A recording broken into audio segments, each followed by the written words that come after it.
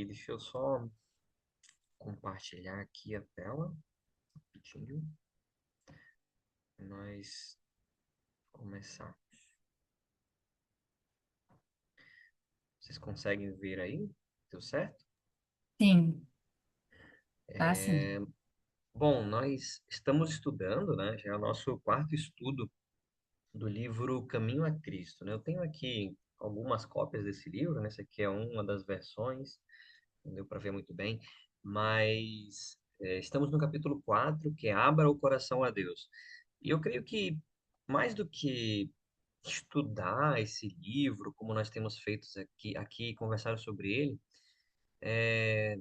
dedicar um tempo para ler. Ele é muito bom, ele é muito incrível. Você tem mensagens que ainda hoje são tão reais. Só para você ter uma ideia, esse é um livro de 1892, a primeira edição dele. E ele é o livro mais lido da escritora Ellen White, pioneira da Igreja Adventista, e foi traduzido em mais de 160 países, né? É o livro mais lido, é o mais traduzido também. E como eu estava pensando, né, como que pode um livro de 1892 trazer uma mensagem ainda tão atual, tão relevante, tão presente? E eu gostei de uma frase de Agostinho que ele dizia assim: nos fizeste para ti, e inquieto está o nosso coração enquanto não repousa em ti. Então, acho que isso define o caminho a Cristo. Eu acho que o livro por si só traz mais conceitos, mas o nosso coração tem essa inquietude. Nós buscamos caminhar em direção a Cristo porque ainda falta um repouso para nós. Lá no livro de Hebreus, capítulo 4, palavras de Paulo ao dizer que ainda falta um repouso para os filhos de Deus. Então, nós precisamos desse repouso, esse nosso coração inquieto, turbulento. Acho que a Karine falou, o Fábio bem lembrou também, né? Nós passamos ali a semana tribulada, com preocupações, inquietudes, mas ainda há um repouso que nosso coração precisa. E esse livro, O Caminho a Cristo, fala sobre isso, fala sobre esse repouso, um repouso de tantas coisas que nós podemos ter na vida. E no capítulo 3 e no capítulo 4 nós estamos falando sobre uma mudança de rumo, né? Essa mudança de rumo que envolve, primeiramente, nós falamos no capítulo 3, estudamos um pouquinho sobre a questão do arrependimento, nós falamos sobre o primeiro passo a ser dado, a questão do arrependimento, e nós vamos continuar no capítulo 4, apesar de o tema dele ser Abra o Coração a Deus, mas esse é um capítulo que vai falar sobre a confissão, como que nessa caminhada a Cristo, como que nesse caminho, como que o nosso coração pode encontrar esse repouso através da confissão. E eu te convido, se você está com a sua Bíblia aí, eu vou colocar, eu não coloquei os versos escritos, mas nós vamos ter aqui os versos que vamos estudar. Eu coloquei em tópicos e perguntas para nós entendermos um pouquinho. Então, como eu falei anteriormente, né, há essa inquietude e muito disso acontece pelo que nós vamos estudar hoje.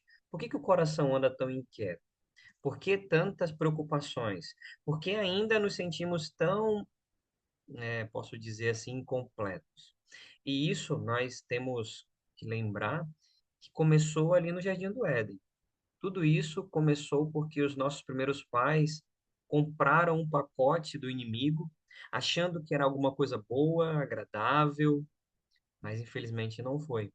Lá no livro de Isaías, diz que esse pacote que eles compraram ocasionou o oposto. Em vez de eles serem como Deus, eles se afastaram de Deus. Isaías 59:2 diz assim: Pois são os pecados de vocês que os separam do seu Deus. São as suas maldades que fazem com que ele se esconda de vocês.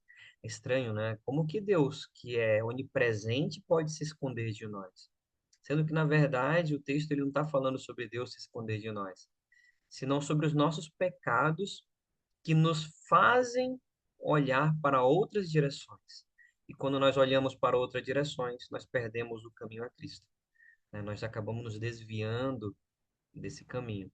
Então, esse coração precisa repousar e passo que nós vamos falar hoje no caminho a Cristo é a confissão dos pecados. E aí nós vamos falar um pouco sobre isso. E aqui tem uma pergunta que vai nos ajudar a entender um pouco mais. Diz assim: sendo que o pecado nos afasta de Deus, então o que que ele pede de nós? Se o pecado nos afasta dele, o que que ele pede de nós? Eu vou ler aqui, você pode acompanhar também na sua Bíblia, na sua linguagem. Provérbios 28:13, na minha linguagem, diz assim: o que encobre as suas transgressões jamais prosperará, mas o que as confessa e deixa alcançará misericórdia. Então, nós temos duas situações: aquele que encobre as transgressões não prospera, e agora a segunda condição, mas aquele que confessa e deixa alcança a misericórdia. E aí nós temos a primeira descrição que o livro faz no capítulo 4. Quer dizer que as condições que Deus nos apresenta para obter a sua misericórdia, elas são simples, justas e razoáveis. Porque a condição que é apresentada aqui é que o Senhor ele não quer que nós sejamos penitentes. Ele quer que, primeiro, confessemos e segundo, deixemos. Precisamos confessar e deixar. E ao longo da história, nós temos encontrado muitas cenas de penitência. Né? Aqui tem uma imagem de instrumentos que eram utilizados pelos penitentes, porque isso relembrava o sofrimento, ele precisava de um processo doloroso para que ele pudesse fazer as pazes com Deus, estar de bem com Deus, ou grandes procissões, peregrinações, para que pudesse então estar em paz com os céus quando a Bíblia diz que Deus, ele nada pede além do que confessemos os nossos pecados, deixemos esses pecados e assim alcançaremos a misericórdia. A condição ela é simples, ela é razoável e ela é justa. Eu gosto muito dessa parte razoável, né? Porque Deus, em sua santidade, seu poder tão grande, ele não pede algo que nós não possamos fazer, sendo que pelo contrário, né? Nós podemos fazer. Então, ele nos convida a confessar e deixar. Então, esse é o primeiro passo que ele pede para nós: confesse e deixe. E aí entra o passo seguinte, né? Tá, mas se eu vou confessar, como que eu faço isso? Né? Primeiro, a quem eu devo confessar os meus pecados e as minhas transgressões, né? Se Deus pede para eu confessar e deixar, como que eu começo isso? Eu vou ler esse verso de Tiago 6, Tiago 5 com vocês. Se você tiver sua Bíblia aí, Tiago está lá perto de Apocalipse, depois do livro de Hebreus, no finalzinho ali do Novo Testamento. E Tiago, ele traz algo interessante. E eu quero explorar esse aspecto de maneira inicial com você. Tiago, capítulo 5, o verso 16. Tiago 5:16. Diz assim: confessai, pois, os vossos pecados uns aos outros, e orai uns pelos outros, para serdes curados. Olha só, como assim que eu confesso meus pecados uns aos outros? Como assim que eu vou falar da minha vida, do que eu estou fazendo ali na minha situação ali que ninguém conhece, para os meus irmãos? Então, esse aqui é um convite muito diferente do que nós costumamos pensar. Deus, ele nos convida a confessar os nossos pecados a Ele, porque só Ele é o único que pode perdoar. A Bíblia descreve essa característica que é o Deus perdoador, o Deus que perdoa, o Deus que conhece. É apresentado em Timóteo que o nosso Senhor Jesus Cristo é o nosso intercessor. É a Ele que nós vamos, Ele que pode perdoar pecados. Mas aqui, em Tiago 6, diz que agora nós precisamos também apresentar as nossas faltas uns aos outros. Às vezes a gente olha muito no sentido de dizer assim, quer dizer então que eu vou falar do meu pecado para o meu irmão?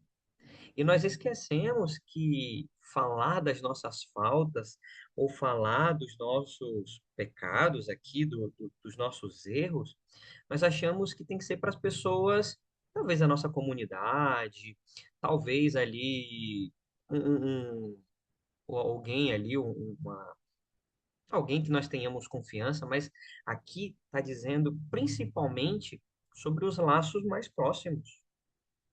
Imagina, você casou, você está com seu esposo, sua esposa, tá? Vocês erram. Nós somos falhos, somos pecadores. E muitas vezes nós não buscamos, nesse primeiro vínculo ali no casamento, por exemplo, resolver esses problemas, confessar isso uns aos outros. Essa ofensa, ela não é uma ofensa muitas vezes contra, quem sabe, Deus, mas é uma ofensa contra um vizinho, é uma ofensa contra um amigo. Você falou algo que não devia, você se expressou de uma maneira errada, você ofendeu ali alguém que estava próximo a você, e vou colocar nesse termo, né? E quando você ofende o ser humano, quando você ofende ao seu próximo, você também ofende a Deus, porque Ele é quem criou o próximo. É Ele que é o proprietário do próximo. É Ele que é o meu proprietário. Então, quando eu sou ofendido, eu estou ofendendo a Deus. O livro ele vai falar sobre isso, que quando nós entendemos isso, precisamos também perceber que nós precisamos pedir o perdão de Deus, mas também devemos pedir perdão da propriedade de Deus. E quem é essa propriedade? Nós somos propriedade de Deus. Então, quando nós confessamos os pecados uns aos outros, nada mais é do que eu chegar para as pessoas a quem eu ofendi, para as pessoas a quem, de alguma maneira, o meu comportamento, as minhas palavras, fizeram com que essa pessoa se sentisse ali, ofendida. Eu pequei contra alguém, eu menti, eu cobicei. E isso, infelizmente, tem sido causa, por exemplo, de muitos divórcios, de problemas entre a família. Quantas vezes uma palavra dita no momento de raiva fez com que começasse uma discussão? Quantas vezes uma palavra impensada sobre uma posição política até fez com que uma situação chata, um problema familiar acontecesse? Eu presencio isso na minha família. Há um tempo atrás eu vi uma situação dessa na minha família, né? O meu pai estava na casa da minha avó e estava com um problema na casa ali, e a mim ele falou: Poxa, minha mãe, você tem ali a sua pensão, né? Você pode ajudar a consertar. E meu pai acabou falando: Quanto que a senhora está ganhando? Aonde está indo o seu dinheiro? E minha avó é uma senhora de idade, começou a chorar. E aí a minha tia, que não estava na hora, não entendeu a situação. E quando chegou, achou que... Então, começou uma situação tão chata na minha família. E eu lembro que eu cheguei pro meu pai e falei, pai, é a sua família. Você tem que ir lá pedir perdão. Não, mas eles que não entenderam. Não, não importa. A Bíblia diz que nós vamos lá e vamos confessar. A oração do nosso Senhor é: perdoe os nossos pecados, assim como nós perdoamos quem nos tem ofendido. O perdão, ele tem que ser um caminho que vai de quem foi vítima e de quem foi agressor. Os dois têm que oferecer perdão. Então, e ele foi conversar com a minha tia, foi fazer as pazes. A brevidade da vida nos leva a entender isso, que nós precisamos ser mais perdoadores. E o livro nos convida a fazer isso. Nós confessamos nosso pecado a Deus e ele nos perdoa, mas nós também precisamos ir ao nosso próximo. Precisamos falar com o nosso próximo. Precisamos levar o nosso caso também aos nossos queridos, aos nossos amigos, aos nossos vizinhos. Talvez você pode pensar em alguma situação em que passou por isso, em que talvez você foi vítima ou que você foi o agressor, mas Deus nos convida a ter essa atitude, né, de confessar o pecado uns aos outros, né, e perdoar uns aos outros. Além disso, tem uma coisa interessante também. Que condição, então, deve estar o nosso coração para encontrar a verdadeira paz? Como eu falei lá no início, né? O nosso coração ele está angustiado, está atribulado, não está em paz, muitas vezes por causa disso, por falta de perdão, por falta de perdão. Eu lembro de uma história do pastor Alejandro Bulhon, que ele visitou um sanatório e ali tinha uma mulher que estava com uma doença terminal, ele destaca isso no livro dele, E essa mulher, perdão, ela estava com uma extrema depressão. E ele conversou com ela, pediu para conversar a sós sem o marido. E foi quando essa mulher informou para ele que havia traído o marido. E essa traição velada fez com que a vida dela fosse totalmente transtornada até cair num quadro depressivo. Então, ele conta, né, ele detalha toda essa história, detalha a melhora do quadro dela depois que ela confessou o pecado e tudo mais. Mas ela também teve que ir falar com o marido, né? Então, imagina essa paz. Como a gente pode, então, viver essa paz? A gente precisa confessar, falar para o próximo isso. E aí, Salmos fala algo interessante. Olha o que que diz Salmos 34. Salmos 34, o verso 18. Olha o que diz: Perto está o Senhor dos que têm o coração quebrantado e salva os de coração oprimido. Então, Deus, ele está perto. Se o nosso coração foi quebrantado por causa dos nossos pecados, ele está perto. Se o nosso coração está oprimido porque alguém nos fez mal, ele está perto também. E ele salva. Mas ele nos convida, né? Como nós lemos lá em Provérbios, a confessar os pecados e a abandonar os pecados. Mas o Senhor está perto, ele não é um Deus distante. Olha só o que diz no livro: os que não humilharam ainda a alma perante Deus, reconhecendo sua culpa, não cumpriram ainda a primeira condição de aceitabilidade. E aquela condição de aceitabilidade que nós lemos é aquele que confessa os pecados. Então, isso é o nosso desafio hoje, né? É estar na presença de Deus com o coração humilde. E quando nós estamos com esse coração quebrantado, quando o coração vai a Deus nessa situação, Ele está perto. E aí nós temos agora esse encontro, né? Esse encontro com a verdadeira paz. Esse trecho que está aí embaixo é do livro. E ele fala sobre isso. Muitas vezes nós não experimentamos o verdadeiro arrependimento, muitas vezes a gente não sente que, vou colocar assim, nós não, melhor dizendo, né? Se nós não experimentamos o verdadeiro arrependimento, porque o nosso coração ele ainda é um coração que peleia, né? Que luta, é um coração que ainda é espinhento, e nós achamos que está tudo bem, achamos que muitas vezes o que foi cometido não é uma coisa tão grave, não é algo que precisa de fato de perdão, achamos que não, a pessoa vai entender, então nós não temos esse coração humilde, disposto, contrito. E eu vou ler um trechinho aqui do livro, ele diz assim: a única razão por que nós não temos a remissão dos pecados passados é porque nós não estamos dispostos a humilhar o coração e cumprir as condições apresentadas pela palavra da verdade. Então, olha o desafio, né? É ter o coração disposto. Todo o livro Caminho a Cristo fala sobre essa transformação, dessa nova vida, esse novo coração que Cristo dá. E quando nós temos esse novo coração, quando nós nos humilhamos perante Deus, realmente reconhecendo o que temos feito e onde temos falhado, aí sim nós encontramos essa verdadeira paz. O livro continua dizendo também, né, com relação à confissão. Quão específica deve ser a nossa confissão? Muitas vezes nós oramos assim: ah, Senhor, perdoa os meus pecados. E Deus faz uma pergunta para isso: quais? Né? Qual o pecado? Então, a Bíblia responde para nós: quão específica deve ser essa nossa confissão a Deus?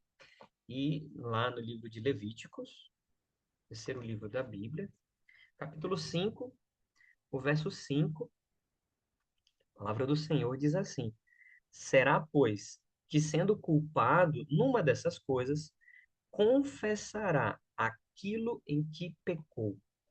A confissão do pecado, ela deve ser pontual e específica. Olha, o livro continua dizendo, né? A confissão verdadeira tem sempre caráter específico e faz distinção de pecado. Então, nós precisamos confessar de maneira específica. E aí eu vou colocar o exemplo aqui, que é o exemplo quando o povo de Israel chegou para Samuel e falou: Samuel, nós queremos um rei. Então, com esse pedido, eles estavam se tornando iguais aos povos que eram vizinhos a eles. E lá no livro de 1 Samuel, no capítulo 12, Deus se manifesta ali com trovões, e o povo, ele com medo, né, ele fala assim: Samuel, nós pecamos pedindo um rei. Nós pedimos perdão por isso, né, por ter pedido um rei. O próprio povo reconheceu o seu pecado específico, que é pedir um rei. E quando a Bíblia fala no futuro sobre por que Israel foi destruída, ela aponta pecados específicos do povo. Não ajudou o pobre, não acolheu a viúva, a construção de altares e de ídolos. Então, no mesmo deve funcionar para nós. Perante Deus é uma confissão específica. Senhor, eu pequei por isso, Senhor. Eu menti, eu desobedeci, eu tive pensamentos assim, assim, assim. Senhor, eu vi isso, isso, isso. Senhor, os meus olhos pararam nisso. Senhor, a minha mente fez isso, isso, isso. E foi com fulano, Senhor. Foi a minha vizinha, foi o meu vizinho, foi específico. Nós precisamos fazer isso de maneira específica. Uma frase um tempo atrás alguém foi dito: Deus não perdoa pecado no atacado, é no varejo. Você tem que dizer: Senhor, foi isso, Senhor, eu pensei em fulana, eu fiz aquilo com ciclano. Você vai falar isso a Deus, mas você vai também agora perante essa pessoa e de maneira particular com ela dizer: olha, aconteceu isso, isso, isso entre nós dois. É a confessão, né? Tem a confissão a Deus, mas nós também vamos, como nós lemos ali em Tiago, também com quem nós oprimimos, contra quem nós pecamos. O livro fala um pouquinho mais sobre isso, né? Ele apresenta três situações. Tem a confissão feita a Deus. Essa é de caráter de natureza pessoal e particular, tem esse tipo. A segunda, quando nós falhamos contra pessoas, então nós temos que ir agora resolver essas faltas que fizemos contra pessoas. E temos também, né, que seria a terceira, algo que é feito em caráter público. E o que é feito em caráter público deve ser confessado em caráter público. Foi o que fez o povo de Israel. O povo de Israel, eles pecaram em caráter público.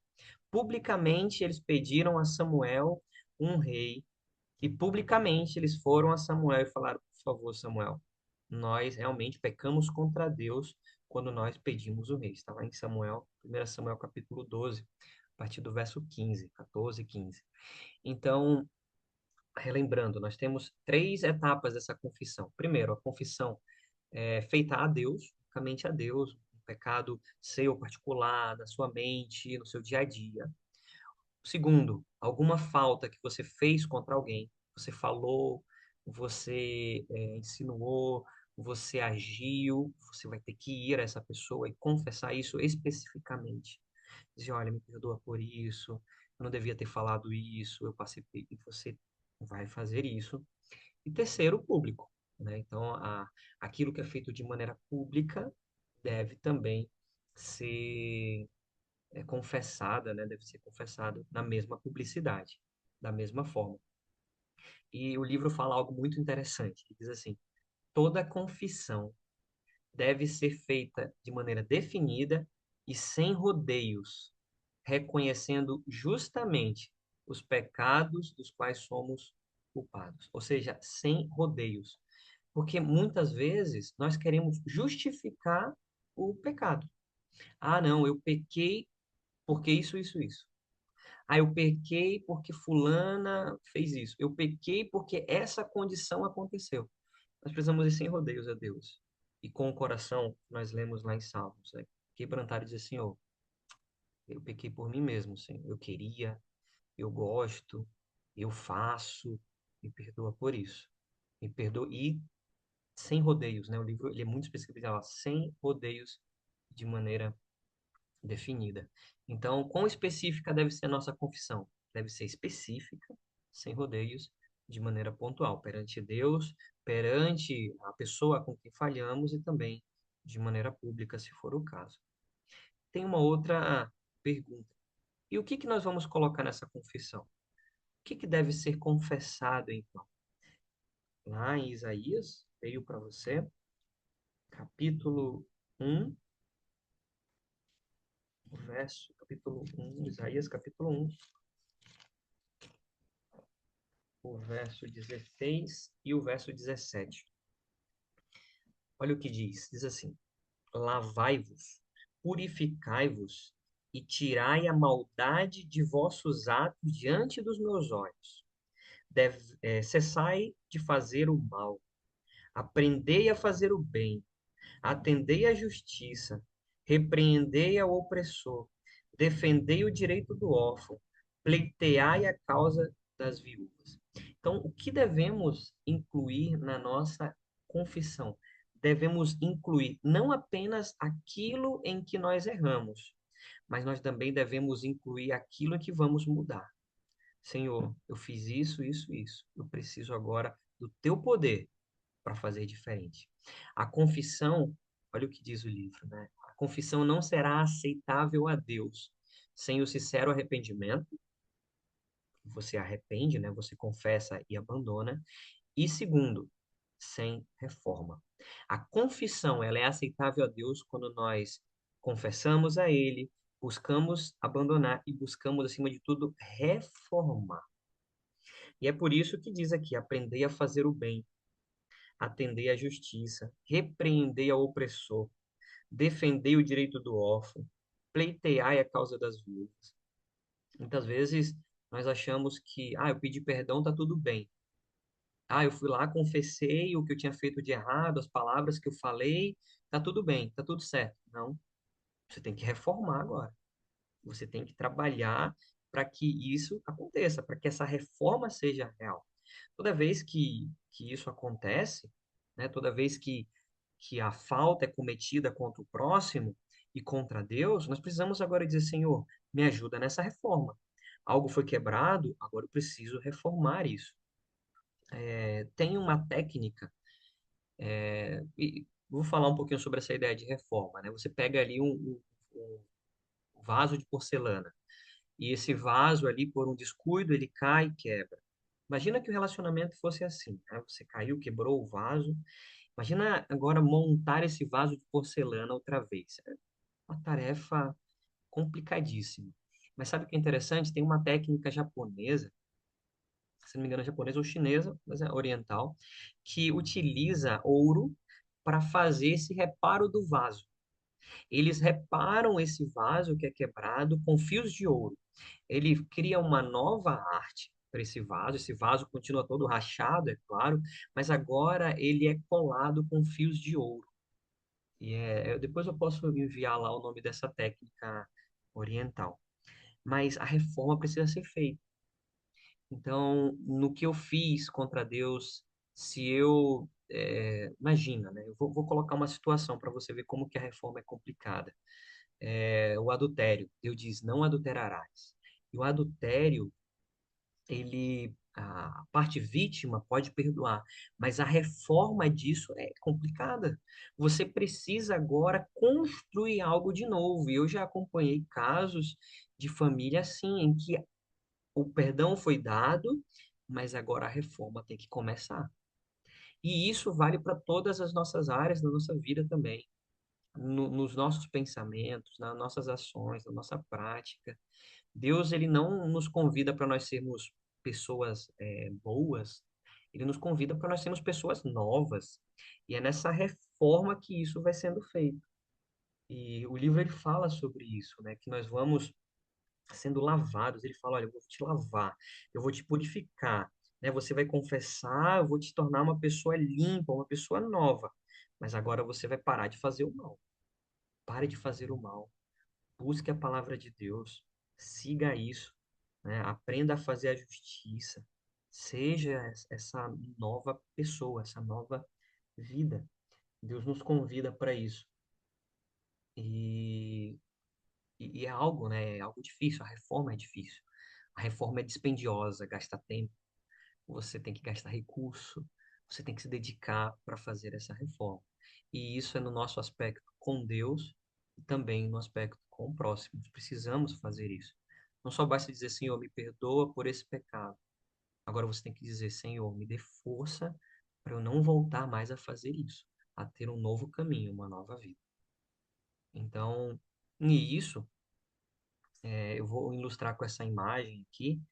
Ela é uma ilustração de 1791, chamada Queda do Paraíso. Ela demonstra ali a saída de Adão e Eva do paraíso.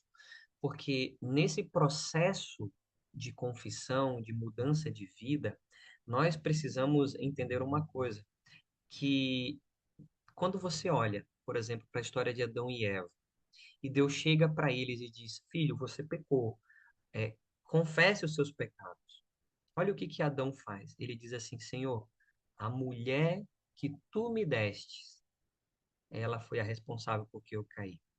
E quando ele pergunta para Eva, Eva diz: Senhor, a cobra, né? A cobra que o Senhor criou, né? Em outras palavras, ela falou assim: Mas por que que o Senhor fez essa cobra? Por que que o Senhor colocou essa serpente no jardim? Por que que o Senhor permitiu que essa serpente entrasse aqui no jardim? Ou seja, tanto os dois, Adão e Eva, eles, quando foram defrontados com a sua culpa, com o seu pecado, eles infelizmente não conseguiam mais perceber a periculosidade ou talvez ali o quão, quão ruim tinha sido o que eles haviam feito. Por quê? Porque o pecado, ele faz algo em nós. Ele faz com que a nossa percepção moral ela seja reduzida. Então a gente acha que nunca foi tão grave, que o pecado ele não é tão pesado, é só uma mentirinha, é só um pensamento. Nossa percepção moral do pecado, quando nós estamos longe de Deus e em pecado, ela vai sendo reduzida. Porque Adão colocou a culpa em Deus. A Eva colocou a culpa em Deus, porque a percepção deles, a percepção moral foi sendo quebrada por causa do pecado. E hoje acontece o mesmo. As pessoas elas estão num torpor mental em que o transgressor ele acha que ele não é o culpado. O transgressor ele acha que não é um defeito dele. O transgressor ele diz que é um problema da sociedade. O transgressor diz que é um problema por causa da família dele. O transgressor coloca N desculpas, mas não assume a transgressão, né? E a gente pode vivenciar e presenciar casos disso aí na jornais, em que o transgressor acha que a culpa é por causa do passado dele e não pelas ações do presente. E nós temos histórias na Bíblia de reis que eram maus, mas os seus filhos eram bons perante o Senhor. Ou seja, como que pode uma sequência de reis maus perante Deus e agora vem um filho que faz o que é reto e justo perante o Senhor? Então, muitas vezes o transgressor ele não reconhece isso, que foi o que aconteceu com Adão e Eva. Ou seja, para confessar realmente a Deus a nossa transgressão, nós precisamos entender isso, que somos transgressores, quebramos a sua lei, somos pecadores. E Adão e Eva, infelizmente, não reconheceram isso. Eles não reconheceram que a culpa era deles e não de Deus. Eles foram e colocaram a culpa em Deus. E o livro Caminho a Cristo, no capítulo 4 fala disso, né? O espírito de justificação própria. Não, Senhor, não, não é minha culpa, Senhor. Eu pequei porque eu fui tentado, porque alguém veio até mim, mas nós nunca assumimos de fato a responsabilidade disso. O livro diz assim, né? O espírito de justificação própria, ele se originou com o pai da mentira, que é Lúcifer, Satanás. E ele tem se manifestado ao longo do tempo nos filhos e filhas de Adão. Então, essas confissões de pecado, em que a pessoa realmente não reconhece que é o transgressor, elas também não são aceitas perante Deus. Temos um exemplo na Bíblia disso, né? Um exemplo que o próprio Cristo dá, da parábola do fariseu e do publicano. E ele diz que ambos foram ao templo. E o fariseu dizia: Olha, Senhor, eu sou tão bom, Pai. Eu não sou pecador. Eu não sou como esse publicano que está ali, que é pecador e transgressor. E o próprio Jesus diz: ele orava de si para si mesmo. Ou seja, era uma justificação própria. Mas o publicano, ele não tinha nem coragem de levantar a cabeça. Ele só dizia: Ó Deus, tem misericórdia de mim, porque eu sou pecador. E ele faz uma pergunta. Jesus pergunta assim: qual que dos dois vocês acham que saiu dali justificado?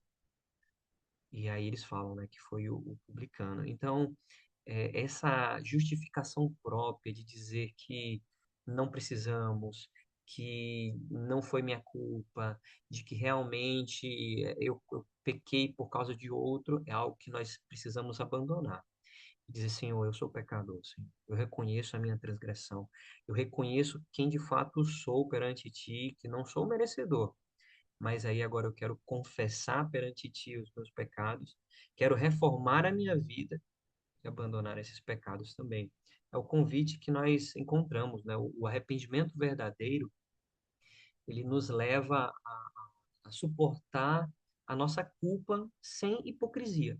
Sem hipocrisia. Somos cúmplices disso, nós somos realmente os transgressores.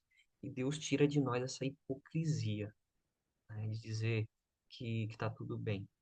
Então, isso é mais um. Eu vi muito esse livro, esse capítulo, como uma reflexão, dizendo assim: Senhor, realmente, não me coloca esse coração, me dá esse coração novo, que seja humilde a ponto de eu reconhecer que eu não posso ser hipócrita. Eu não posso viver nessa hipocrisia e dizer que eu não sou um transgressor. Eu sou, Senhor, eu sou pecador. E se nós olharmos para a história de Paulo, Paulo foi um homem de Deus, mas Paulo, ali no livro de Atos, ele publicamente, lembra que a gente falou de confessar publicamente os pecados? Ele está sendo interrogado ali, lá em Atos capítulo 26, e publicamente ele diz assim: Olha, eu matei cristãos, eu castigava eles nas sinagogas, eu muitas vezes obriguei eles a blasfemar de Deus, eu ia atrás dele, eu perseguia eles nas cidades, em todos os lugares. Ele confessou publicamente o pecado que ele também tinha feito de maneira pública.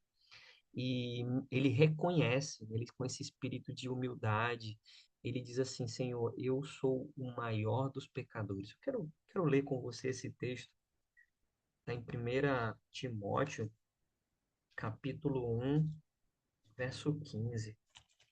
Olha o que Paulo diz. Ele diz assim: Fiel é a palavra e digna de aceitação, que Cristo veio ao mundo para salvar os pecadores, dos quais eu sou o principal. Eu sou o maior deles. Então, esse espírito que Paulo tinha de entender isso, que Cristo veio morrer por nós e nós somos de fato pecadores, fazia com que ele tivesse esse relacionamento com Deus. Ele confessou os pecados, ele fez a reforma na sua vida, mas mesmo assim ele tinha sempre em mente, ele não perdeu ali a percepção moral de que ele e nós também somos pecadores, somos merecedores, somos carentes, melhor dizendo, da graça de Deus. Então, Paulo imagina, né? Paulo, aquele que foi um dos maiores defensores da palavra de Deus, escreveu tantos livros da Bíblia, mas dizia: Olha, eu sou o pecador principal, eu sou o principal, Senhor, me salva. Esse deve ser o espírito do nosso coração. E o nosso livro termina fazendo essa pergunta: que promessa maravilhosa podemos tomar posse se estamos verdadeiramente arrependidos dos nossos pecados? E lá em 1 João 1,9 diz assim: Se confessarmos os nossos pecados, Ele é fiel e justo para nos perdoar os pecados e nos purificar de toda a injustiça. Deus, Ele é fiel e justo para perdoar os nossos pecados. Quando nós confessamos, quando eu vou a Ele em humildade, dizendo: Senhor, sem hipocrisia, eu estou aqui perante Ti, Senhor. Por favor, me limpa, me lava e que agora a minha vida seja reformada para a tua honra e tua glória. E quando nós confessamos os nossos pecados, Deus, Ele é fiel e justo. E Ele nos perdoa os pecados, nos purifica de toda injustiça. Hoje nós aprendemos que o pecado, ele traz essa grande destruição. Ele nos afasta de Deus. Ele nos separa. Ele faz com que realmente haja um abismo entre nós e Deus. E que esse foi o pior resultado do pecado, né? A separação de Deus. Além disso, nós estudamos um pouquinho mais e entendemos também que Cristo ele fez esse sacrifício por nós. Essa semana passada estávamos estudando sobre isso, sobre o grande sacrifício que foi feito. Ele fez esse sacrifício. Paulo fala isso, né? Cristo veio ao mundo para salvar os pecadores. Ele veio para salvar os pecadores. Ele fez esse sacrifício. E agora, porque ele morreu na cruz por nós, nós temos essa esperança de salvação. Ele oferece agora esse, esse novo coração. Ele oferece agora essa oportunidade de nós irmos perante Ele, confessar os nossos pecados e ter assim a nossa alma, a nossa vida sendo lavada, purificada por Ele. Então, no caminho a Cristo, nós passamos pela confissão dos pecados. Nessa caminhada rumo aos braços do Pai, já nos braços dele, precisamos ter sempre em mente isso. Abrir o nosso coração a Deus com sinceridade e, quando nós assim o fizermos, ele também vai nos purificar de toda a injustiça, né? Perto está o Senhor daqueles que o buscam, daqueles que têm um coração contrito e quebrantado. Deus quer estar perto de nós. Então ele nos convida a ter essa mudança de coração. Ele também diz lá em Apocalipse 3:20: Eis que estou à porta e bato. Estou batendo na porta do coração. Se alguém ouvir a minha voz e abrir a porta, eu vou entrar na sua casa e nós vamos celebrar juntos. Então, que Deus nos abençoe, que Deus nos ajude a colocar em prática isso, né? A confissão e abrir o nosso coração a Deus todos os dias também. E eu vou abrir esse momento para nós conversarmos, para nós falarmos sobre esse tema, para as perguntas. Esse é o nosso momento também. Considerações, ponderações, todos são bem-vindos.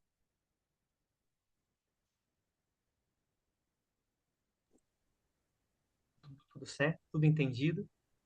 Eliel, Pode eu falar. acho que de tudo que você falou, inclusive o exemplo de Paulo, eu acho que o mais difícil nesse processo é você não saber. Por exemplo, o próprio Paulo, na época que ele matava, etc, etc, ele não tinha consciência que aquilo era uma coisa ruim, né? Então, eu acho que o grande desafio é saber reconhecer. Eu acho que é aí que aí que eu não sei. Uhum. O saber reconhecer. Tem um trecho aqui do livro que ele fala sobre a palavra de Deus. Acho que foi um dos trechos também que nós lemos daqui, ó. Ele diz assim: a única razão para nós não termos nosso pecado perdoado é não estarmos dispostos a humilhar o coração e aceitar as condições da palavra da verdade. Então, a maneira de eu saber isso é através da palavra. A palavra me apresenta as condições e eu, ao olhar isso, eu vejo, nossa, realmente, eu estou pecando nisso. A Bíblia diz, por exemplo, que aquele que deve fazer o bem e não faz, nisso está pecando. Opa, então a Bíblia está dizendo que eu preciso fazer o bem. Se eu não estou fazendo o bem, eu estou em pecado. Então opa, eu preciso, já reconheci, nossa, então fazer o bem é uma atitude que eu devo ter. Então, o livro ele convida nós a olharmos para a Bíblia, né? A Bíblia, ela é a palavra de Deus, ela que nos mostra, ela é lâmpada para os nossos pés. Então, ela nos apresenta como que nós podemos viver. Foi o que aconteceu com Paulo. Paulo, ele era conhecedor extremo da palavra, de uma maneira equivocada, assim. Mas nos 3 dias que ele ficou ali em Damasco, cego, esperando ali a presença de Ananias, nesse período que ele ficou ali, ele pôde relembrar então todos esses ensinamentos. E quando ele mais uma vez olhou para esses ensinamentos, ele entendeu, não, realmente, isso que eu estava fazendo era errado. Então, Realmente, ele precisou Jesus chegar para ele e falar assim: por que você me persegue? né? Quer dizer, ele precisou ficar cego. É isso que eu estou dizendo. Quer dizer, hoje, infelizmente, Jesus não vai chegar para mim e falar assim, ó, filha, não faz isso, né? É, eu acho que esse pedacinho é meio difícil. A culpa eu entendo, a bondade eu entendo, mas pecado eu acho complicado. Não sei, não sei. Eu Vocês posso falar? devem? É, assim, falar da minha experiência. É, essa questão do pecado, eu percebo que Deus fala comigo através da Bíblia e ele fala muito através da oração também. E tem coisas que eu nem achava que eu estava pecando. E assim, tem coisas que ele vai mostrando para mim e falo, jura que isso é pecado? E assim, às vezes o que é pecado para mim não é para você. Mas aquilo me distancia de Cristo e podem ser coisas muito estúpidas. E na verdade não é a coisa em si, porque Deus, ele olha o coração, a raiz daquele mal, né? A Bíblia vai dizer que Deus, ele, às vezes, você olhando assim só o comportamento, eu não estou fazendo nada de errado, né? Assim, a pessoa que olhar de fora fala, jura, mas você está achando que isso é pecado? Eu lembro uma vez, vou contar aqui para vocês, que uma coisa que eu comprei e comi. Ele falou assim: você pecou? E eu nem entendia. Eu tava tipo que nem Paulo. Eu falei assim, mas não tô entendendo. Eu não tô entendendo por que isso que eu fiz foi ofensivo. E aí eu fui orar, porque eu já aprendi que quando isso acontece e eu não reconheço, porque eu não vi mal nenhum, eu vou orar. E aí em oração. E eu peço orientação. E uma coisa que é a certeza e a promessa é que se você pede sabedoria e se você pede discernimento, mas na oração vem o pensamento certinho, assim, sabe? E aí eu fui entendendo a lógica daquela questão, né? Assim, aí na hora que eu entendi, não era o ato de comer a coisa em si, e de ter comprado a comida. Mas era o que estava no fundo, motivando aquela compra e aquela comida no meu coração. Então, assim, a gente não tem, muitas vezes, nem consciência. E Jesus mesmo falou na Bíblia, quando ele entrega para os discípulos, ele fala que ele vai embora, mas em suas últimas palavras, ele vai falar do Espírito Santo. Ele vai falar que o papel do Espírito Santo, um dos papéis do Espírito Santo é nos convencer, nos mostrar aquilo que a gente faz, né? E assim, ele vai usar de várias formas, ele vai usar de várias formas, que você tem que estar, acho que como ele é falando, aberto a ser corrigido, aberto a mostrar o que separa, porque a Bíblia vai dizer que o nosso coração é enganoso. E muitas vezes a gente acha que está fazendo ok, a gente nem vê mal naquilo, mas, gente, a minha Siri abriu aqui todos os versos que eu tô falando, tá aparecendo as passagens. Olha que absurdo! De repente eu olhei aqui, enganou seu coração, passou Jeremias. Aí não sei o que, apareceu, ai que horror! Mas a Bíblia vai dizer assim, que o nosso coração é enganoso. Está em Jeremias, minha Siri mandou vocês lerem aí, em Jeremias 17, 9 e 10. Se apareceu aqui é porque vocês têm que ler, entendeu?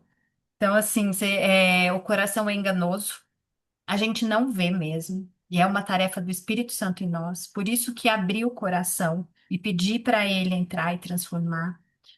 Eu gosto de fazer uma coisa que a Rô também faz. Eu escrevo diariamente em oração, pecados para eu pedir perdão. E quanto mais você faz isso, vai deixando cada vez mais de ser uma ação e passa a ser coisas do seu coração. Você vai começando a ver o quanto seu coração tá sujo com algumas coisas que você nem achava que eram importantes. Você achava que era ponto de vista, que era opinião, ou que, por exemplo, você era assim mesmo, característica de personalidade, que tá tão arraigado na gente, né? Eu acho que isso para mim fica assim.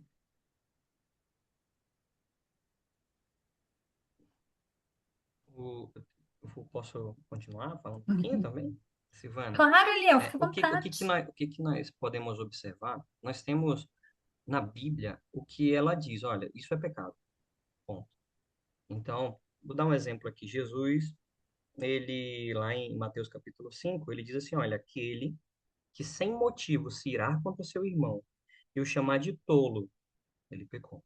Aquele que olhou com desejos, olhou para uma pessoa e desejou isso, que diz aqui, né, com intenção impura no coração, já pecou.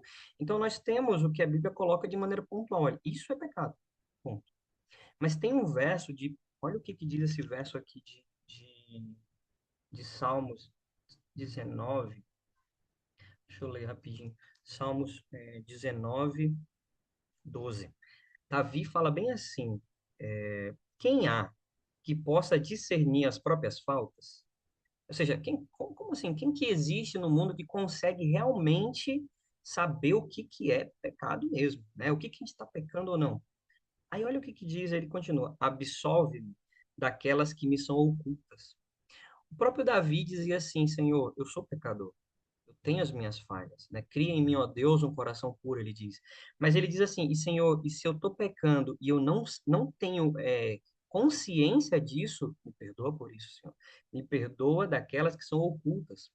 Ou seja, é aquilo que a Karine falou. Nós precisamos, cada dia, caminhar em direção a Cristo, estar junto com Ele, caminhando com Ele, para Ele transformar o nosso coração. E aí, com esse coração transformado, a gente começa a perceber isso, ter essa percepção moral, né? Então, foi o que aconteceu ali no Éden, como eu coloquei. Adão falou, não, Senhor, foi a mulher que o Senhor me deu, a culpa é dela. Ou seja, naquele momento, a percepção moral dele já foi quebrada. Não, eu não estou pecando, eu não pequei, Senhor. Foi ela, por causa do Senhor. Então, o Davi falava isso, né? Quem que pode discernir realmente as suas faltas? Então, nessa caminhada com Cristo, o coração vai sendo moldado à semelhança dele. E aí a gente entende, primeiro, o que a Bíblia diz, a Bíblia nós temos aqui o que a Bíblia coloca, e Davi coloca ainda, né? Senhor, me perdoa também daquilo que é oculto, aquilo que eu não sei, eu não lembro. Ou talvez eu fiz e acho que não é pecado. Me perdoa por isso também. Então, vamos à Bíblia, né? A Bíblia é a nossa regra de fé e prática, ela vai nos direcionar nessa caminhada, e aquilo que realmente a gente não consegue discernir, a gente diz, Senhor, me ajuda a discernir, me perdoa por isso. Não sei se eu te ajudei a entender um pouquinho, né, sobre essa ideia que a Karine falou também. Eu, eu não tenho, né, ainda, esse papo que a Karine tem, né? Esse um fala, outro responde, é o Espírito Santo, Deus, enfim. Mas uma coisa que eu tenho percebido muito é que às vezes aquilo lá me incomodou. Ele começa a me incomodar, que eu acredito que é o Espírito Santo, né? Soprando ali para mim. E aquilo lá me incomoda. E de repente eu tento analisar por que que eu tô incomodada daquele jeito, né? Voltando, e aí eu consigo captar o que que foi que eu fiz. Não é sempre, mas eu tô falando que isso acontece muito comigo, desses os pecados ocultos, sabe? Que às vezes você fez, falou e bola pra frente, de repente vem aquele mal-estar assim do nada, sabe?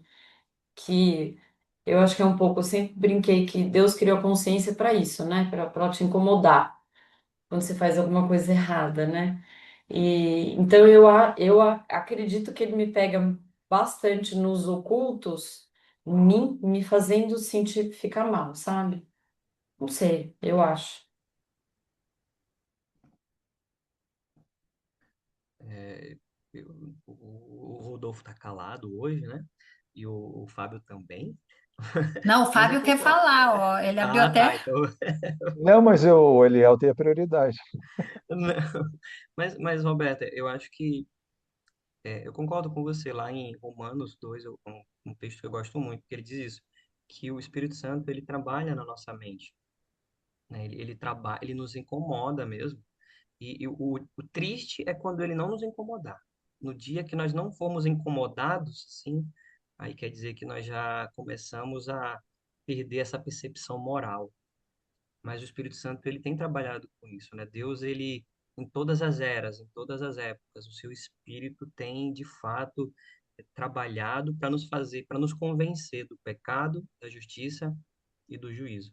Então, é o Espírito Santo que faz com que nós possamos realmente entender que realmente sou pecador. E ele vai falando na minha mente, ele vai me ajudando, vai me guiando a Cristo, e eu sou transformado nessa, ao contemplar a Cristo. Fábio agora.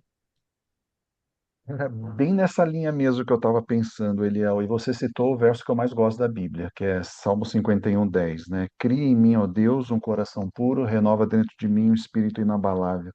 E olha que interessante, né? E é super natural mesmo essa dúvida da Silvana. Como é que eu percebo? A nossa oração tem que ser essa diária, né? Cria em mim, ó Deus. Esse criar aqui é um ato exclusivo de Deus. É só Ele que consegue fazer, né? E depois tem o seguinte, o próximo verso, que é o 11, que a gente, né, só lê o 10 e para ali. Mas ele fala assim: não me repulses da tua presença, nem me retires o teu Santo Espírito. Ele é o único capaz de mostrar essas coisas para nós, né? Então, é tudo o que vocês estavam falando. Não tem uma regrinha, uma listinha, né? A gente tem muito essa percepção de que, né, essa espiritualidade ela vem dessas listinhas, o que que eu posso, o que eu não posso, tal. Só que essas listinhas nunca vão ser esgotadas, porque nunca vai acabar. Enquanto a gente tiver natureza de pecado, sempre vai ter alguma coisa. A gente vai crescendo, né, dentro disso. E o termo que Davi usa aqui, esse espírito inabalável, que essa palavra inabalável, lá no original, ela tem uma conotação de que não se deforma, de alguém que, né, que trabalha com metal e ele cria alguma coisa indeformável. Então, é isso, é esse sentido de você manter essa fidelidade a Deus que vem pela percepção que o Espírito Santo coloca. E depois um verso paralelo a isso, esse nova criatura, né, lá em 2 Coríntios 5, verso 17, eu tenho até anotado um no outro na minha Bíblia aqui. E se alguém está em Cristo, esse é a nova criatura. As coisas antigas já passaram e se fizeram novas. Então, não tem outro caminho.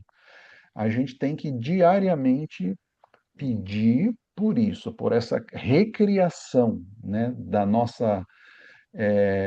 desse espírito novo, inabalável, fiel, né, que não se dispersa de Deus, para que a gente seja nova criatura. E aí aquele que a gente gosta, né, lá de Romanos 12:1 e 2, isso se manifesta na nossa vida como uma nova mente. Então, e essa é a nova criatura, alguém que tem uma nova mente, né? Que a gente se renova pela atuação do Espírito Santo, ele renova a nossa mente. Então, quando eu tinha uma mente, né, no caso de Paulo, naquela época ele tinha achando que estava fazendo certo. Inclusive depois que ele se converte, né, que ele escreve as epístolas, agora não me lembro onde que está isso que ele fala.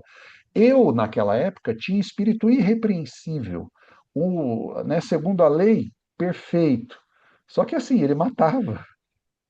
Ele não tinha a percepção de que matar um cristão ali estava englobando. Ele achava que matar outras pessoas, mas um cristão para ele era nada. Ele podia matar. Então, essa atuação do Espírito Santo nele, claro, né, como a Sil disse, teve um evento contundente na vida dele, que ele, né, tem a visão de Jesus, cai do cavalo, mas assim, quantos seres humanos tiveram essa oportunidade? Pouquíssimos. A gente, né, os mais normais, né, a gente não tem isso. Mas essa percepção, ela pode vir, até porque ele não tinha a palavra escrita total como a gente tem hoje. Mas essa percepção a gente pode ter pela atuação do Espírito Santo, que acontece na nossa vida quando a gente tem essa disposição de ter o nosso coração renovado e puro. Aí a gente dá oportunidade para que Deus vá mostrando isso no dia a dia. Mas tem outro ponto que eu queria destacar também, que é assim, o Eliel lê um texto que ele é bem duro assim, né? Que só aquele que confessa o seu pecado e abandona. Ah, mas e se eu caio de novo, né, no mesmo problema, na mesma dificuldade? É outro ponto também, né? Então, como é que fica essa caminhada cristã? E a gente sempre cai nas mesmas, né? Nos mesmos. Porque o inimigo, ele sabe, né? As brechinhas que a gente tem. Então, tem coisas que ele sabe que para mim não funciona, mas de repente para ele nossa, esse é a dificuldade. E o da Karine, que para ela não faz nada, mas esse me pega. Então, ele vai adaptando. Então, assim, eu acho que quando a gente lê ali, né, talvez num primeiro momento a gente fica meio preocupado. Nossa, mas e às vezes, né, que eu caí de novo e de novo e de novo? Eu óbvio, a gente tem que tentar crescer por meio do Espírito Santo, mas não fiquemos assim no desespero quando isso acontece de novo. A gente precisa ir a Jesus. E ele vai perdoar quantas vezes? 70 70 vezes vezes. 7, né? Oi, Então, isso é o que me Oi, pegou no Ulisses. estudo também. tudo bom, pessoal? Desculpa, cheguei tarde, mas eu já entendi aí o recado. E eu queria falar justamente isso que o Fábio acabou de falar. A gente tem que ficar, acho que, perseverando, buscando sempre corrigir os pecados, porque é recorrente. É recorrente. Eu erro, quando eu percebo, peço perdão, mas eu erro novamente. Tento pedir perdão, tento corrigir, amenizar, aprender, mas é uma coisa difícil que fica na nossa mente. O Espírito Santo fica na nossa mente toda hora. Poxa, né? Até quando você vai errar? Até quando você vai levar para aprender? Mas é a luta, né? A perseverança, né? Que a gente tem que estar acreditando, né? Só queria, né, tá falando só esse testemunho para vocês, porque realmente é isso que eu acabo sentindo e sofrendo, né? De cair novamente no mesmo erro e tentando buscar a solução e a redenção, mas tem alguns que são difíceis de a gente, né, não cair novamente. Tem uns que a gente passa, mas outros não, né? Era isso. Ai, gente, eu tô insuportável para falar hoje. Porque esse assunto mexe muito comigo, assim. Então, vou dar uns pitacos aqui, assim. Essa questão da gente cair, bem-vindo ao clube, Ulisses. É, eu sempre caio. É assim, quase diário, sabe? E aí eu tenho uns que eu tenho tentado trabalhar mais, caio de novo. Mas essa é uma obra muito interessante, que tem uma diferença, e acho que o estudo da semana passada ajuda muito nisso. A gente, às vezes, quer fazer isso na nossa força. A gente quer fazer essa transformação porque a gente fica agoniado quando a gente vê que a gente caiu de novo. E muitas vezes eu tentei fazer por eu mesma, só que eu não tenho força. E quando que a gente tenta fazer por a gente mesmo? Quando a gente tenta seguir um checklist, né? Igual o Eliel falou do publicano e do fariseu e a Silvana de Paulo. Paulo fala de como é isso. Às vezes a gente é irrepreensível, a gente está seguindo todo um checklist, a gente está seguindo o que a ideologia do momento diz o que é ser bom, né? E a gente tenta fazer ali como se fosse uma maquiagem, uma máscara de bondade, e a gente segue todo aquele checklist, né? Não faz isso, não come aquilo, não vai para aquele lugar, não faz aquela outra coisa, como se fosse um checklist. Mas o coração sempre vai ser impuro. Ele vai ser sempre difícil de lidar. Só que é uma luta. E a gente vai lutar até o último dia da nossa vida, né? Mas se a gente permite o Espírito Santo, convida ele todo dia. O Fábio falou a palavra, é uma disposição. Se a gente se coloca na disposição de abrir a porta e falar, Senhor, muda tudo que tem que mudar aqui, renova o que tem que mudar, entre em mim. E o processo de transformação é por habitação do Espírito Santo e não por imitação de Cristo. A gente não tem que imitar Cristo fazendo o que ele fez. A gente tem que permitir que ele entre na nossa vida, porque quando ele habita em nós, o Espírito Santo toma controle e discernimento, a gente vai começando a mudar de dentro para fora, e não de fora para dentro. Então é a disposição que a gente tem que ter. E cada vez mais vai ficando mais difícil a gente cair, a gente vai criando outras coisas. E teve muitos pecados meus que eu pensei assim, eu lembro um dia, é, eu tô falando dos meus pecados aqui, pode ser que para vocês não seja pecado nenhum, tá bom? Pode ser que para vocês não seja pecado nenhum. Você vai falar assim, nossa, que Você está ridículo que ela confessando tá falando. publicamente. Toma Eu tô cuidado. confessando. Isso eu vou falar também, porque eu adoro falar do confessar publicamente, é minha bandeira na igreja.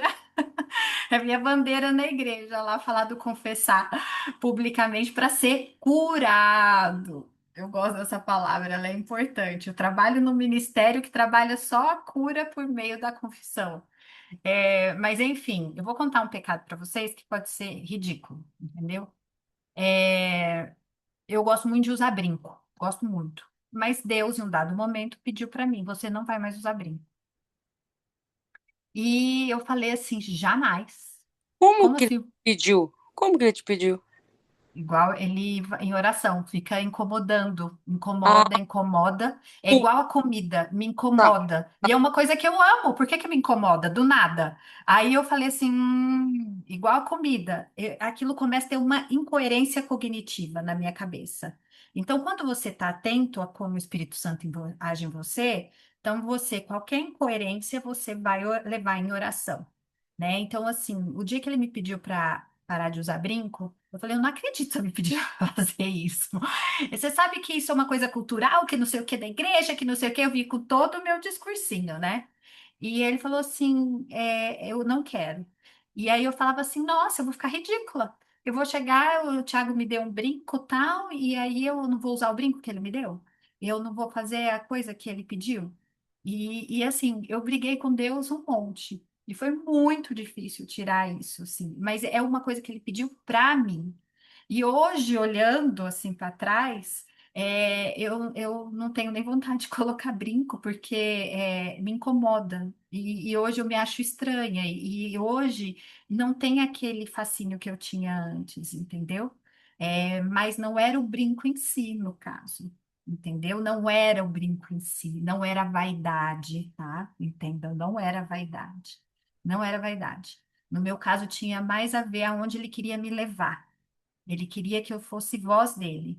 E ele sabia que culturalmente, aonde eu estou inserida, isso seria um dificultador para que a minha palavra chegasse. Então eu falava assim: eu tenho planos para você, só que se tiver isso, vai dar a zica. Entendeu? E então, assim, não tem. Às vezes a gente acha que tem a ver com uma coisa, tem a ver com outra, e às vezes tem a ver com uma outra questão. E assim, acho que só para, tô falando demais, mas só para terminar aqui, começa sempre com um incômodo, com uma incoerência, e aí levar isso a Cristo é um caminho, e estar aberto, essa disposição que o Fábio falou, para que ele habite e que ele direcione.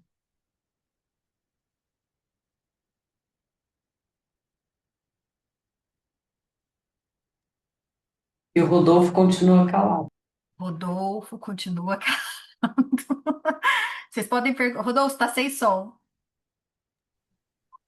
Não, tá tudo perfeito o que vocês estão falando aí, não tem muita coisa que complementar, não.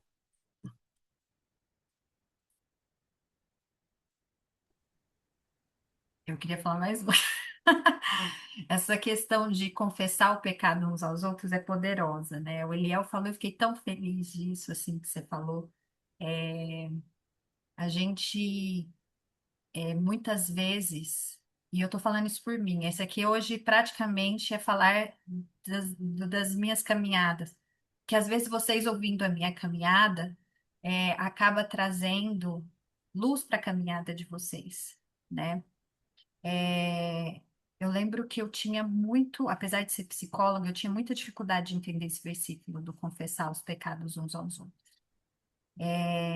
Mas é isso que nos cura. Deus nos fez para vivermos em comunidade, né? Quando eu admito o meu pecado publicamente, eu estou trabalhando o meu orgulho, estou trabalhando o meu perdão, eu estou ajudando aquela outra pessoa a superar. E aí eu crio uma situação de grupo, que isso aqui vai para uma outra filosofia depois, mas para a gente considerar o papel de como Deus vê a gente para viver em comunidade. A gente vive muito longe do que ele pensou, sabe? Muito longe. A gente é cheio, cheio de orgulho.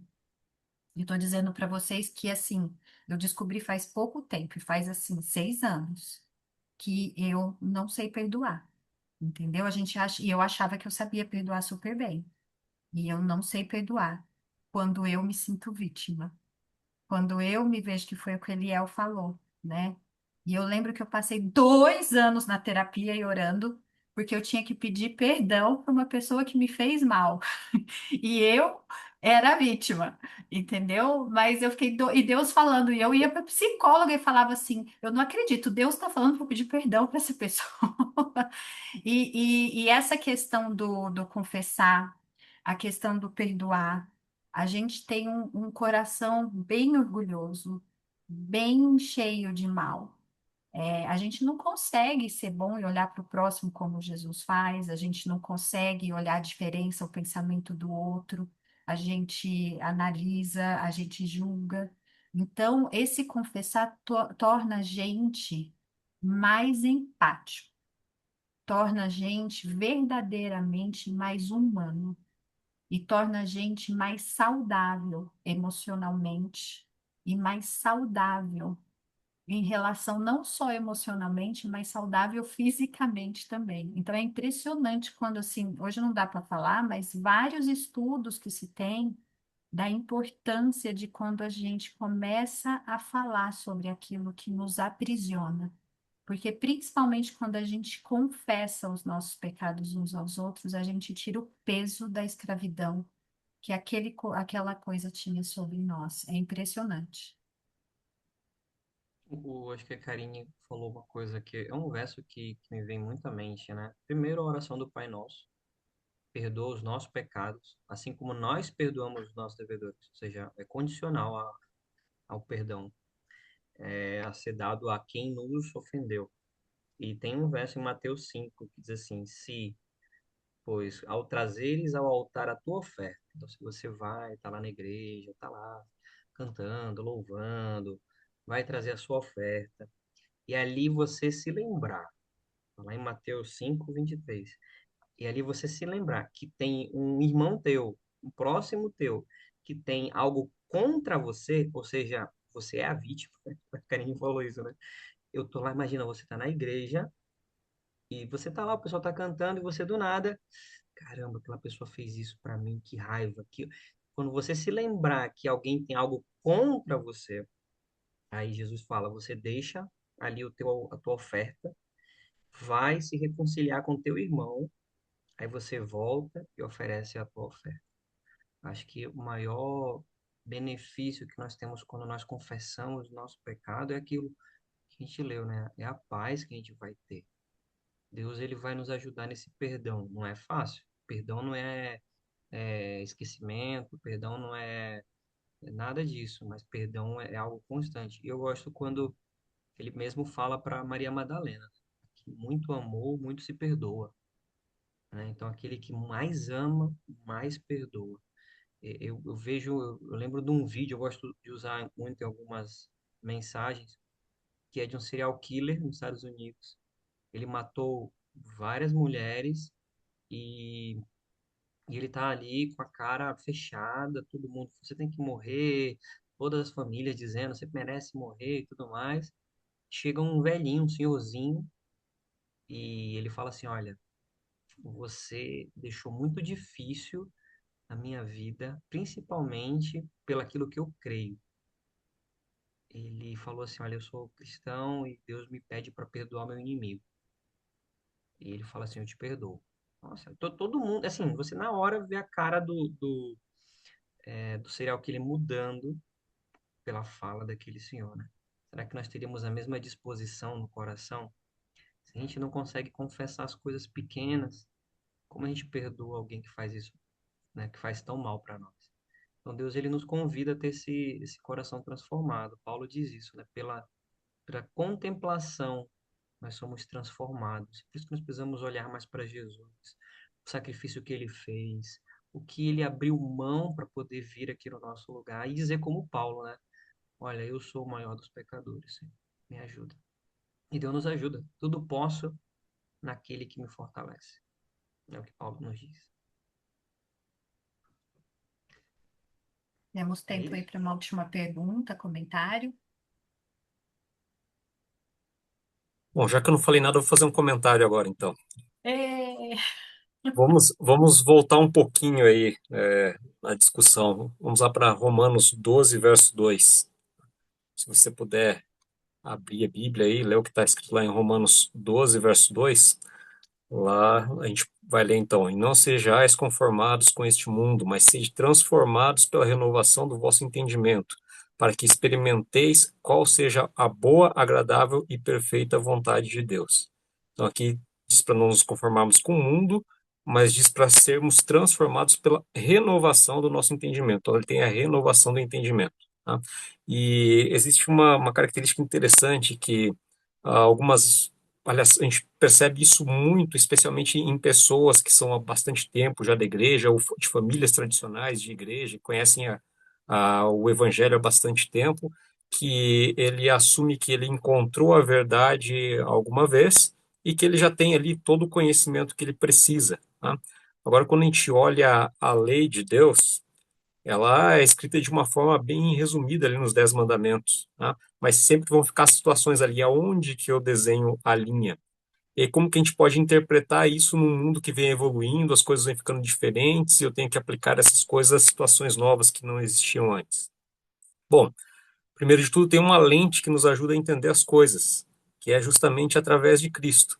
E aí tem esse problema em ser conservador e imaginar que você já definiu tudo ali, tá? E que agora qualquer outra coisa que aparecer de nova ali vai praticamente ser errada, ou vai ser certa sendo errada, ou vai ser errada sendo certo, tá? E aí, um texto interessante também é lá em 2 Pedro 3,18. Lá a gente lê: cresçam, porém, na graça, no conhecimento do nosso Senhor e Salvador Jesus Cristo. A Ele seja a glória, agora e para sempre. Bom, quais são os dois problemas aqui? Um é de se acomodar, imaginando que você já tem um conhecimento ali, e o outro é de você fazer julgamentos sobre o que você julga ser o pecado e começar a observar a vida de outras pessoas e começar a julgar aquelas situações baseadas no que você pensa que você conhece sobre o que é pecado. E aqui nesses dois versos a gente tem essa exortação, né, o crescimento, a evolução, a conhecer mais. E é assim a vida. Quando você conhece a Cristo, você encontra ali uma lente, uma forma uma regra para você interpretar todas as Escrituras, na verdade. Tudo isso passa por Cristo, né? Tudo aponta para Cristo, é tudo através dele que nós devemos atribuir significado ali. Agora, quanto melhor você conhecer, quanto mais você puder se aproximar, quanto mais você andar no caminho a Cristo, chegando mais próximo a Ele, mais você vai ter conhecimento para conseguir discernir o que é pecado, o que não é pecado, para você conseguir traçar ali a linha que delimita o que está de acordo com a lei, o que não está de acordo com a lei, frente a qualquer outras situações.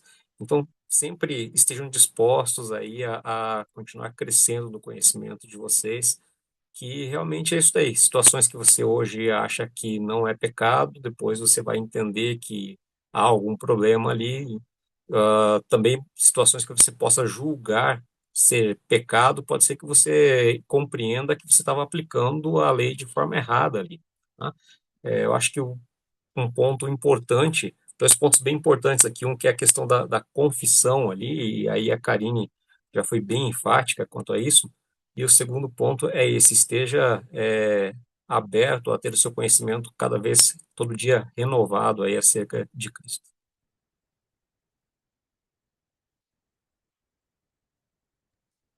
Acho que podemos finalizar.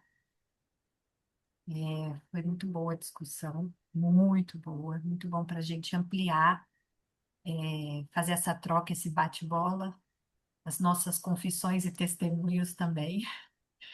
Então, com certeza a gente está saindo daqui transformado, né? Como disse o Rodolfo, permitir que Deus nos transforme dia a dia até que Ele venha, né? E nós vamos ser transformados até o dia. E quando e não vamos estar 100% nunca, é só pela graça e misericórdia dele atuando em nós, né? Fábio, você pode orar para a gente? Sim, vamos orar. Nosso Deus, nosso Pai, elevamos a Ti, Senhor, nossa oração de gratidão pelas Tuas bênçãos, por esses momentos que tivemos aqui na Tua presença. Temos a certeza da Tua promessa que Tu estivestes de forma pessoal conosco nesse estudo. Te pedimos que nos ajudes no nosso crescimento espiritual. Tu bem sabes como as luzes desse mundo, as dificuldades e a nossa própria natureza nos impede de olharmos para Ti, para Jesus. E que possamos crescer diariamente, que a nossa oração sempre seja: recebemos de Ti um coração novo, um coração recriado, para que a gente tenha uma mente nova, com novos propósitos e objetivos, e que o Teu Santo Espírito sempre nos dirija no nosso crescimento espiritual, para um dia estarmos todos juntos contigo nos céus. Voltamos para um restante de semana que ainda persiste, que possamos ter sabedoria de Ti e possamos ter discernimento para depositarmos a nossa vida em Tuas mãos. Essas bênçãos te pedimos e agradecemos por Jesus. Amém. Amém. Gente, Léo, foi brigadão. sensacional, Léo. Amei, viu? Muito. Obrigada. Obrigado, pessoal.